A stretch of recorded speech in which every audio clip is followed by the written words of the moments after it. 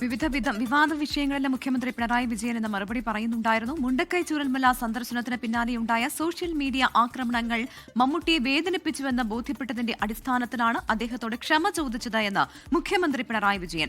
ഖേദം പ്രകടിപ്പിച്ചതിന് പിന്നാലെ മമ്മൂട്ടി ഫോണിൽ വിളിച്ച് വികാരാധീനനായി സംസാരിച്ചുവെന്നും മുഖ്യമന്ത്രി പറഞ്ഞു. നവകേരളമാണ് ഇടതുപക്ഷത്തിന്റെ ലക്ഷ്യമെന്നും സർക്കാരിന് ജനം മൂന്നാമൂഴം സമ്മാനിക്കുമെന്നും 24 ചീഫ് എഡിറ്റർ ആർ ശ്രീകണ്ഠൻ നായർക്ക് നൽകിയ അഭിമുഖത്തിൽ മുഖ്യമന്ത്രി പറഞ്ഞു.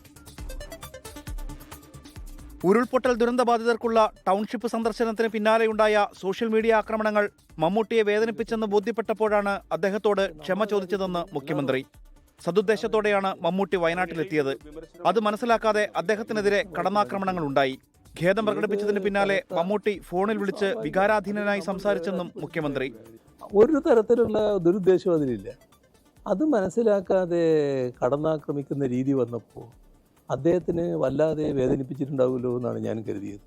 ആ തോന്നലിൽ നിന്നാണ് എൻ്റെ വർത്തമാനങ്ങൾ ഉണ്ടായത്. മമ്മൂട്ടിയുടെ റിയാക്ഷൻ എങ്ങനെയായിരുന്നു? അങ്ങ് ഇങ്ങനെ ഒരു സന്ദേശം അങ്ങ് പറഞ്ഞതിന് ശേഷം? അതിനുശേഷം അതിനു മുൻപ് ഞാൻ അദ്ദേഹത്തെ വിളിച്ചിട്ടില്ല. പക്ഷെ അതിനുശേഷം അദ്ദേഹം എന്നെ വിളിച്ചു. അദ്ദേഹം വളരെ വികാരഭരിതനായി. അത് അങ്ങനെ തന്നെ പ്രതികരിക്കുന്ന നിലയുണ്ടായി. കഴിഞ്ഞ 10 വർഷം സംതൃപ്തിയോടെയാണ് കേരളത്തിലെ ജനങ്ങൾ കഴിഞ്ഞത്. അഴിമതിയോട് വിട്ടുവീഴ്ചയില്ലാത്ത സമീപനമാണ് സർക്കാരിന്റേത്. ഉന്നതങ്ങളിലെ അഴിമതി പൂർണ്ണമായി ഇല്ലാതാക്കി. സമാധാനപൂർണമായ ജീവിതം ആഗ്രഹിക്കുന്നവർ LDFന് വോട്ട് ചെയ്യുമെന്നും മുഖ്യമന്ത്രി. ഈ LDFന്റെ ഭരണം കേരളത്തിലുണ്ടാവും. മുഖ്യമന്ത്രി ആരായിരിക്കുമെന്ന് എനിക്കിപ്പോൾ പറയാൻ കഴിയില്ല. കേന്ദ്രവിഹിതം മുടങ്ങുമ്പോഴും സംസ്ഥാനത്തിന്റെ തനത് നികുതിയേതര വരുമാനം വർദ്ധിപ്പിച്ചെന്നും ഇത് പ്രതിസന്ധികൾ ഏറെക്കുറെ പരിഹരിക്കാൻ സഹായിച്ചെന്നും മുഖ്യമന്ത്രി പറഞ്ഞു. നമ്മുടെ നാട്ടിൽ തനത് വരുമാനം നല്ലതുപോലെ വർദ്ധിക്കാൻ, നല്ല നിലക്ക് വർദ്ധിപ്പിക്കാൻ കഴിഞ്ഞിട്ടുണ്ട്.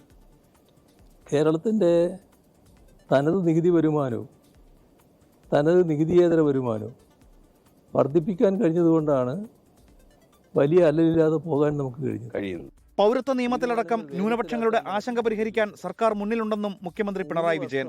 ദേശീയ തലത്തിൽ ന്യൂനപക്ഷങ്ങൾ ആശങ്ക നേരിടുമ്പോൾ കേരളത്തിൽ ആ അവസ്ഥയില്ലെന്നും അദ്ദേഹം പറഞ്ഞു. News desk 24. ലോകത്തെവിടെയായാലും ഏത് സമയത്തും 24 വാർത്തകളും ഓഗ്മെന്റഡ് റിയാലിറ്റി പാക്കേജുകളും എക്സ്പ്ലെയിനറുകളും വിശദമായി കാണാൻ ഞങ്ങളുടെ YouTube ചാനൽ നിങ്ങൾക്ക് സബ്സ്ക്രൈബ് ചെയ്യാം.